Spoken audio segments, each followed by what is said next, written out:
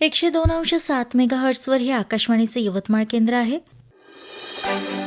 CP Grams, centralized public grievance redressal and monitoring system. ये है हर भारतीय नागरिक की शिकायत पर त्वरित कार्यवाही की गारंटी का पोर्टल. CP Grams एक ऐसी विश्वसनीय प्रणाली जो प्रत्येक नागरिक को सशक्त बनाती है और सुशासन के हर स्तर पर अधिकारियों की जवाबदेही सुनिश्चित करती है. CP Grams, संवेदनशील, असरदार, जवाबदेह. आज ही लॉग इन करें CP Grams. सच्चिकित्सा प्रसारक मंडळ यवतमाळ द्वारा श्री सत्यसाई सर्वधर्मीय सामूहिक विवाह संमेलनाचं भव्य आयोजन यवतमाळ इथं 10 मे 2026 रोजी. पूर्णतः मोफत, कुठलेही नोंदणी शुल्क नाही. शिवाय वर वधूंना कपडे, संसार उपयोगी भांडी, वधूला 1 ग्रॅम सोन्यासह मंगळसूत्र, पाहुण्यांची भोजन व्यवस्था. नोंदणीसाठी संपर्क डॉक्टर नंदुरकर विद्यालय यवतमाळ. मोबाईल 90 114 62 777 किंवा 80 871 26 775. प्रसारित करीत आहोत शेतकरी बंधू आणि भगिनींसाठीचा हा कार्यक्रम किसान वाणी. किसान वाणी. किसान वाणी, बहर कृषी तंत्रज्ञानाचा. किसान वाणी, किसान वाणी, किसान वाणी, किसान वाणी.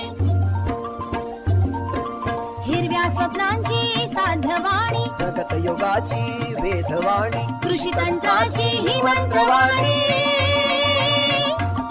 किसान वाणी, किसान वाणी, किसान वाणी, किसान वाणी. सफल शेतीची भाष्यवाणी, पेरन काढन सांगे वाणी, शेती सुखाची आधारवाणी. या कार्यक्रमाचे प्रायोजक आहेत कृषी आणि शेतकरी कल्याण विभाग, कृषी आणि शेतकरी कल्याण मंत्रालय, भारत सरकार. किसानवाणी कार्यक्रम ऐकणाऱ्या समस्त कास्तकार बंधू आणि भगिनींचं किसानवाणी या समस्त शेतकरी बंधू आणि भगिनींसाठीच्या या कार्यक्रमात मी शिवानी वानखडे आपलं सहर्ष स्वागत करते. प्रधानमंत्री शेतकरी मानधन योजना. मिळेल पेन्शनचा आधार, शेतकरी नाराही निराधार. सुखाशी नात जोडले जाई, म्हातारपण खुशाल होई. सुरक्षित होई अन्नदाता, सुरक्षित होई अन्नदाता. प्रधानमंत्री शेतकरी मानधन योजनेनं लघु आणि सीमांत शेतकऱ्यांचं भविष्य होईल सुरक्षित. आणि 60 वर्ष वयापासून 3,000 रुपयांची मासिक पेन्शन होईल सुनिश्चित. 55 रुपये ते 200 रुपयापर्यंत मासिक हप्ता देऊन प्रवेश करू शकतात 18 ते 40 वर्ष वयाचे शेतकरी. या अंशदायी योजनेत सरकार देईल बरोबरीचे योगदान. सर्व शेतकरी बंधू भगिनींनी या योजनेच्या लाभाकरिता जनसेवा केंद्रात जावे आणि आपले निशुल्क नोंदणीकरण करावे. प्रधानमंत्री शेतकरी मानधन योजना, अन्नदात्याच्या परिश्रमाचा आधार, पेन्शन त्याचं भविष्य सुरक्षित साकार. कृषी आणि शेतकरी कल्याण मंत्रालयातर्फे जनहितार्थ जारी. शेतकरी बंधूंनो आणि भगिनींनो, किसानवाणी या कार्यक्रमात आता आपण ऐकूयात मुलाखत. परंपरागत शेती करणारे शेतकरी अनिल राठोड, राहणार जमशेदपूर, यांची शिवानी वानखडे यांनी घेतलेली मुलाखत आता आपण ऐकूया. शेतकरी बंधूंनो आणि भगिनींनो नमस्कार. मंडळी, आज आपण आलेलो आहेत मुक्काम जमशेदपूर पोस्ट जाम बाजार, तालुका पुसद, जिल्हा यवतमाळ या ठिकाणी. आणि आज आपल्यासोबत आहेत जमशेदपूर या गावाचे सरपंच अनिल शामराव राठोड. चला तर मंडळी, यांच्यासोबत आपण बातचीत करूया. नमस्कार. नमस्कार मॅडम. आपलं संपूर्ण नाव सांगाल? अनिल शामराव राठोड, राहणार जमशेदपूर, तालुका पुसद, जिल्हा यवतमाळ. आपण काय करता? शेतीच करतो. शेती आणि गावाचे सरपंच, आता समजा माजी सरपंच आहो मी आता. अच्छा, ओके. किती वर्ष झालं तुम्ही शेती करत आहात? आता 20 वर्षापासून करतो आम्ही. कुठल्या प्रकारची शेती करता तुम्ही? कापूस, सोयाबीन, टरबूज असे लागवड. म्हणजे पारंपरिक जी आहे ती. किती वर्ष झाले तुम्ही शेती करत आहात? आता झालं लगभग 17 वर्ष शेती करतो, शेतीमध्ये आहोत.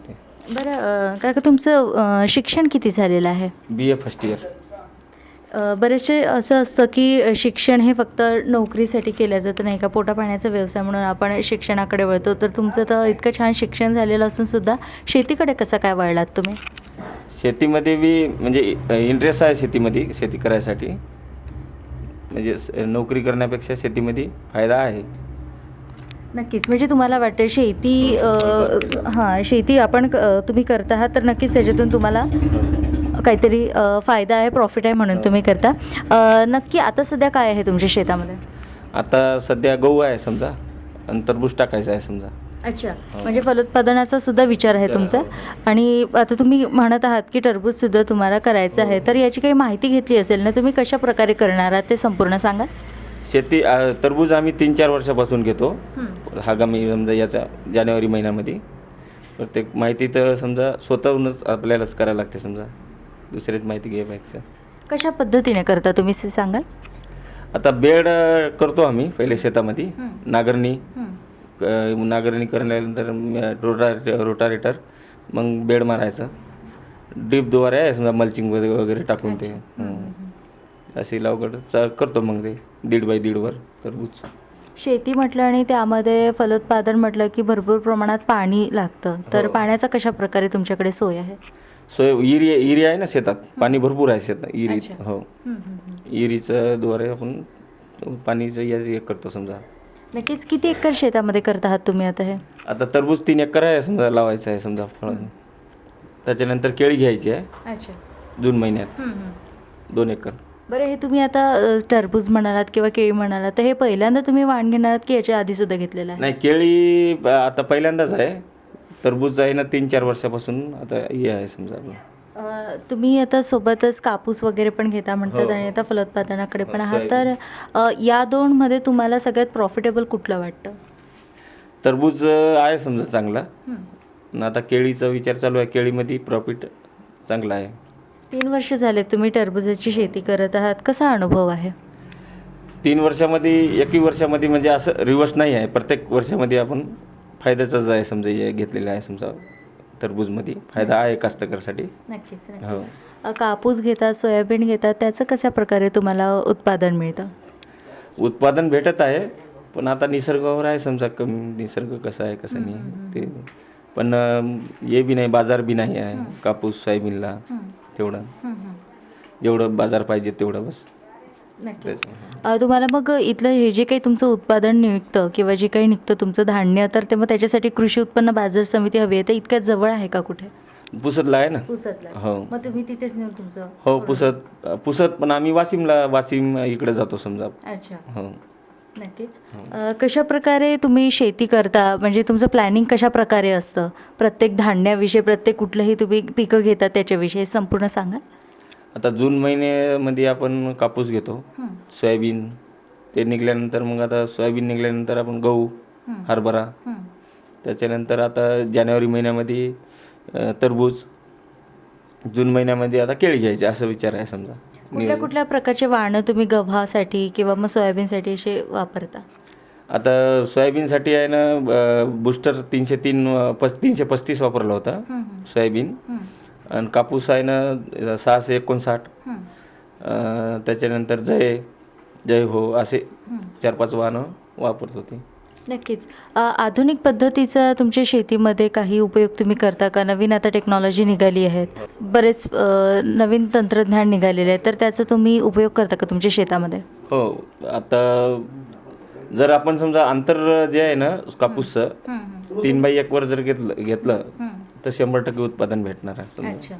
3 बाय 1 वर म्हणजे संख्या वाढते, 100% उत्पन्न वाढ होते समजा आपली. नक्कीच. तुमची संपूर्ण शेती ओलिताची? हो, ओलिताची आहे. आणि ही तुमची शेती पारंपरिक आहे, म्हणजे वडिलोपार्जित आहे की तुम्ही स्वतः घेतलेली आहे? वडिलोपार्जित आहे शेती. नक्कीच. आता तुम्ही या गावाचे सरपंच आहात, माजी सरपंच आहात, बऱ्याचशा योजना येत असतील गावामध्ये जे शेतीशी रिलेटेड आहेत, तर अशा काही योजनांचा लाभ तुम्ही स्वतः घेतला आहे का, किंवा मग गावामध्ये जे शेतकरी आहेत किंवा गावकऱ्यांना तुम्ही त्याचा लाभ मिळवून दिलेला आहे का? याविषयी काय सांगाल? गावकऱ्याला आपण मिळून दिलेलं आहे ते कृषी विभाग करून समजा, जे समजा आपल्याला तिकून जे भेटतात गावकऱ्याला. स्वतः तर काहीच घेतलं नाही समजा, दुसऱ्यालाच दिलेलं आहे समजा भेटून. कुठल्या प्रकारच्या योजनांचा तुम्ही लाभ करून दिलेला आहे शेतकऱ्यांना? शेतकऱ्याला आता आहे ना आपण ते बियाणाचं सोयी समजा कृषी विभाग करून 5-5 हजार रुपये भेटते. ते कैसे कास्तकारला भेटलेले आहे पैसे, असं समजा जे आहे ना समजा आर्थिक मदत म्हणून सरकारकडून जे आहे ना ते करून दिलेलं आहे आपण इथून. नक्कीच. बरं, आता इतके वर्ष तुम्ही शेती करत आहात तर प्रत्येकच वर्ष हे चांगलं निघेलच, पीक येईल असं काही शाश्वती नसेल नाही का? तर कधी अप्स अँड डाऊन्स म्हणजे आलेलेच असतील तुमच्या याच्यामध्ये, तर याविषयी काय सांगाल? शेवटी अवलंबून निसर्गावर आहे. निसर्ग जसं होईल समजा त्याच्यावरच याचं आपण हे सांगू शकतो.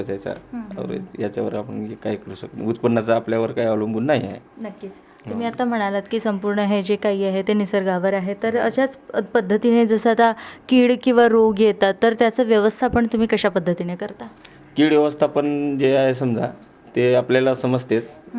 फवारणीद्वारे आपण करून ते नियंत्रणावर आणायचा प्रयत्न करतो समजा ते. नक्कीच. शेतामध्ये तुम्हीच एक काम करता की घरातले पण कोणी सहभागी आहेत? आहे ना, मिसेस आहे आपली. अच्छा. मिसेस कंटिन्यू जाते आणि मी पण जातो. अच्छा. हो. नक्कीच. आता तुम्ही टरबूजच्या नंतर केळीचं सुद्धा तुम्ही आता पीक घेणार आहात, तर कुठल्या प्रकारचं कुठलं वाण घेणार आहात आणि कशा पद्धतीने लागवड करणार आहात याविषयी सांगा. ते केळी आहे ना 6x6वर लावायची आहे. जैनची लावायची आहे समजा. जैन कंपनीची चांगली आहे म्हणून आहे. ते 11 महिन्याचं आहे समजा. ते चालू आहे आपला विचार समजा लावायचं केळी. हो. बरं, मग आता हे जे टरबूज जे आहेत तर ते तुम्ही विकण्यासाठी कुठे नेणार आहात? आम्ही आहे ना नागपूर मार्केटला वाटी लावतो इथून समजा. गेल्या वेळेस नागपूरला लावला होता. कशा पद्धतीने पूर्ण जेव्हा माल तुम्ही जमा करता तर कशा पद्धतीने नेता तुम्ही? तुम्हाला जिथे विक्री केंद्रावर न्यायचं असेल तिथे इथून आता आयसर भरायचं, तिथं आपलं म्हणजे व्यापारीला पकडायचं आणि मग विकायचं समजा तिथं नागपूरला. हो. बऱ्याचशा शेतकऱ्यांचं असं असतं की शेतात माल खूप छान येतो, ते प्रचंड मेहनत पण करतात, त्यांना त्याचं फळ पण छान मिळतं, परंतु हा जो ट्रान्सपोर्टचा जो विषय असतो त्यामध्ये बरेचसे फळं खराब होतात किंवा असं काही नुकसान होतं, तर याच्याविषयी तुम्ही काय सांगाल? नुकसान काही नाही. आपण इथून ते व्यापारी येते समजा आपल्याला जागेवर नेण्यासाठी. पण आपण स्वतः जर समजा माल डिलिव्हरी जर केलं तर 1-2 रुपये 2-4 पैसे जास्त वाढतच राहते. गेल्या वेळेस आम्ही स्वतःच माल हे केलं होतं, वाटी लावलं होतं, तर दुसऱ्यापेक्षा 2 रुपयांना जास्त आपल्याला पैसे भेटले, बाजारपेठ जास्त. नक्कीच. बरं, तुम्ही जेवढ्या एकरामध्ये लावता आहात तुमचं जे कुठलं पीक आहे तर ते कशा पद्धतीने तुम्ही सगळं मॅनेज करता? कारण की तुम्ही म्हणालात की तर त्यामध्ये तुम्ही कशा पद्धतीने विभागणी करता? आता सुरुवातीला आहे ना 3 एकर कापूस होता, 4 एकर सोयाबीन तूर होती, म्हणजे 3 एकर सोयाबीन तूर होती आणि 2 एकर आहे ना निक्कळ सोयाबीन होती. असं विभागलेलं होतं का. हो. तर याच्यामध्ये आता जे सोयाबीन होतं समजा निक्कळ सोयाबीन, त्याच्यामध्ये गहू टाकलेला आहे आणि जे कापूस होतं त्याला उठून गहू टाकलं त्याच्यात. आता सोयाबीन तूर जे आहे, आता तूर कापून त्याच्यावर टरबूज घ्यायचं आहे. अच्छा. नक्कीच. बरं, मग तुम्हाला असं नाही आहे का की आता तुम्ही सोबत दोन्ही पण करतात, एक पारंपरिक पण शेती करत आहात आणि फलोत्पादनाची पण करत आहात, तर तुमचं असं काही मानस आहे का की संपूर्ण जसं आता तुम्ही म्हणत आहात की टरबुजामध्ये तुम्हाला फायदा दिसून येत आहे आणि म्हणूनच तुम्ही टरबुजासोबत अजून एक फळ घेतात ते म्हणजे केळी, तर तुमचं असं कधी मानस आहे का की याच्यानंतर पारंपरिक पूर्ण सोडून तुम्ही फलोत्पादनाकडे तुम्ही ट्रान्सफर होत आहात? 100% फळबाग करायसाठी विचार आहे. अच्छा. हो. 100%च करणार. इकडे याच्यामध्ये तेवढं प्रॉफिट नाहीच आहे. ते फळबागामध्ये ते प्रॉफिट जास्त आहे. नक्कीच. बरं, प्रत्येकाचीच हे असते की जनरल लाईफमध्ये असं की कुठल्या याच्यात की आपण जे काही आपल्याला करायचं असतं ना तर त्याचं एक प्लॅनिंग आपण करून ठेवत असतो नाही का, कशा पद्धतीने आपल्याला त्या मार्गावर चालायचं असेल, तर तुम्ही फलोत्पादन जे करणार आहात तर ते कशा पद्धतीने तुम्ही करणार आहात? आता कसं आहे, जून महिन्यामध्ये आपल्याला केळी घ्यायची आहे, त्याच्यानंतर आपल्याला पपई घ्यायचा विचार आहे समजा. असं स्टेप बाय स्टेप विचार मी तर करणारच आहो, पण गावकऱ्याला पण सांगायचे विचार आहे आपले. फळबागामध्ये उतरावा तुम्ही, इकडं फायदा आहे, याच्यामध्ये फायदा नाही, असं एक विचार करू. आपला तर फायदा स्वतःचा विचार करूच, पण दुसऱ्या गाववाल्याचं बी झालं पाहिजे ते विचार करू. नक्कीच. माझा पुढचा प्रश्न आपणास हाच होता की ॲज अ शेतकरी म्हणून किंवा त्याच्यानंतर सरपंच म्हणून तुम्ही शेतकऱ्यांना जेव्हा गावातले जे काही गावकरी आहेत तर तुम्ही त्यांना काय सांगू इच्छिता? त्यांना फळबागाकडं वळायचं समजा असं गावकऱ्यांना सांगणार आहोत. जास्तीत जास्त पद्धतीचा वापर म्हणजे जे आहे समजा, जे फर्टिलायझर जे आहे ना ते कमी करा, नैसर्गिक याचं थोडं प्रमाण कमी करा, याच्यामध्ये वळवा तुम्ही, असा प्रयत्न करू आपण. तुम्ही सुरुवातीला म्हणाले की तुमचं शिक्षण सुद्धा झालेलं आहे, डिग्री होल्डर आहात तुम्ही, BA केलेलं आहेत, तर तुम्हाला वाटतं का की तुम्ही शेती करत आहात तर तुम्ही समाधानी आहात? समाधानी तर आहोच, पण बाजारपेठेमध्ये बाजाराचा भाव जे आहे ना त्याच्यात समाधानी नाही आहोत. अच्छा. नक्कीच. युवा वर्ग आता बरेचसे आहेत, शिक्षण पद्धती आता खूप समोर गेलेली आहे. प्रत्येक घराघरात जे काही मुलं मुली शिकत आहेत तर ते सगळ्यांनी डिग्री घेतलेलीच आहे. आता कुठलाच असा मुलगा मुलगी तुम्हाला मिळणार नाही की ज्याच्याजवळ डिग्री नाही आहे. परंतु आता नोकऱ्यांचं प्रमाण थोडं कमी वाढत होत आहे. सरकारी जॉबकडे न वळता आता मुलं प्रायव्हेट कंपनीकडे खूप जात आहेत. घरची भाकर सोडून, पूर्ण घरची भाकर सोडून ते अर्ध्या भाकरीसाठी वळत आहे, शहरीकरणाकडे चाललेले आहेत. तर गावात राहून त्यांनी शेती करणं कितपत योग्य राहील याविषयी आपण काय सांगाल? शेती तर करायला पुरवतेच, बाहेरगावी जाण्यापेक्षा इकडं गावात राहण्याचं ठीक आहे. समजा इथं त्याला युवा वर्गाला काहीच अडचण नाही तिथं. आणि जसं तुमचा आता अनुभव आहे की फलोत्पादन तुम्ही करता तर तुम्हाला प्रॉफिट तुमचं जास्त होत आहे, तर तशा पद्धतीने तुम्ही शेतकऱ्यांना काय सांगाल? शेतकऱ्यांना सांगणार की बा प्रॉफिट आहेच शेतीमध्ये.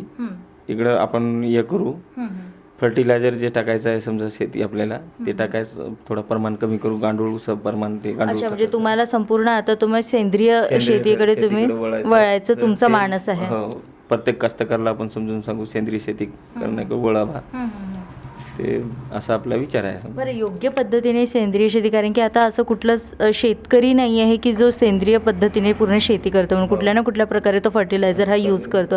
आणि आता त्या मातीला सुद्धा सवय झालेली आहे, त्याच्यामुळे ती तेवढ्या लवकर एक्सेप्ट करत नाही.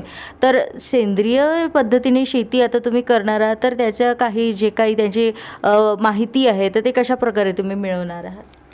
माहिती आता आम्ही कृषी विभाग थ्रू जाणार आहोत नाशिकला. ते आम्हाला आहे समजा इकून ते जायचं आहे प्रयोगशाळामध्ये. ते कास्तकाराला न्यायचं आहे 10-15, तिथं नेऊन ते वळायचं थोडा आणि ते आपल्या जमिनीला सवय झालेलीच आहे समजा खताची, समजा या रासायनिक खताची.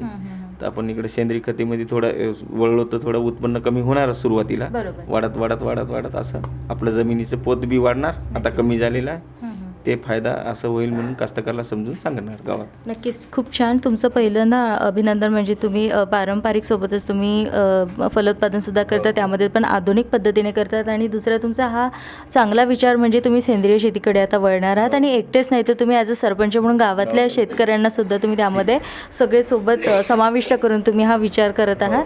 नक्कीच धन्यवाद अनिल राठोडजी, तुम्ही आकाशवाणीसोबत इतकी दिलखुलास अशी बातचीत केली त्याबद्दल धन्यवाद आणि नमस्कार. धन्यवाद. श्रोते हो, आत्ताच आपण मुलाखत ऐकलीत. परंपरागत शेती करणारे शेतकरी अनिल राठोड, राहणार जमशेदपूर यांची शिवानी वानखडे यांनी घेतलेली मुलाखत आत्ताच आपण ऐकलीत.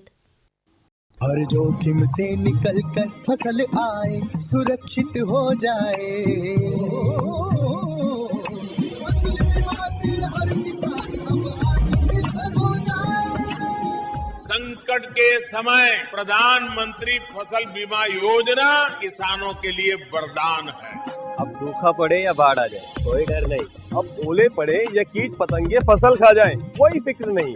शेतकरी बंधूंनो आणि भगिनींनो, वेळ झाली आहे किसानवाणी या कार्यक्रमाची सांगता करण्याची. जाता जाता आपण ऐकूयात हवामान वृत्त आणि हवामानाचा अंदाज. गेल्या 24 तासातील पर्जन्यमान याप्रमाणे. गोव्यासह संपूर्ण राज्यात हवामान कोरडे होते. कोकण, गोवा, मध्य महाराष्ट्र आणि विदर्भात तुरळक ठिकाणी किमान तापमानात सरासरीच्या तुलनेत लक्षणीय घट झाली आहे. उर्वरित राज्यात किमान तापमान सरासरीच्या जवळपास होते. गेल्या 24 तासात राज्यातील प्रमुख शहरांमध्ये नोंदविले गेलेले किमान तापमान अंश सेल्सिअसमध्ये याप्रमाणे. नांदेड या ठिकाणी 10.8 अंश सेल्सिअस किमान तापमानाची नोंद करण्यात आलेली आहे.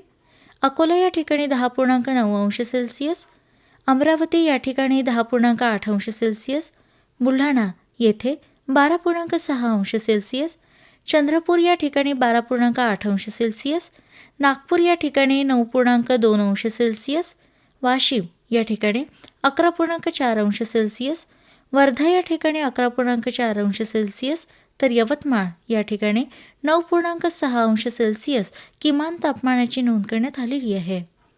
राज्यात सर्वात कमी किमान तापमान अहिल्यानगर येथे 7.3 अंश सेल्सिअसने नोंदविले गेले.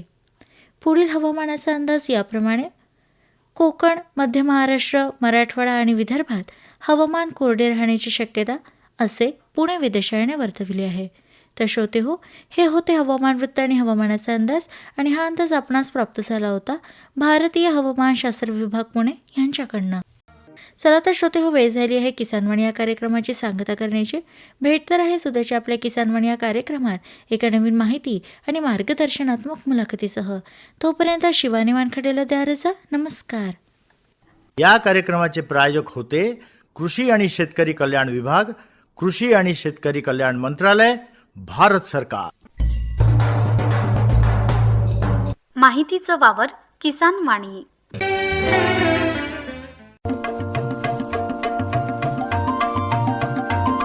किसान वाणी, किसान वाणी, किसान वाणी, किसान वाणी. हिरव्या स्वप्नांची साध्यवाणी, प्रगत योगाची वेधवाणी, कृषी तंत्राची ही मंत्रवाणी. किसान वाणी, किसान वाणी, किसान वाणी, किसान वाणी. सफल शेतीची भाष्यवाणी, पेरन काढन सांगे वाणी, शेती सुखाची आधारवाणी.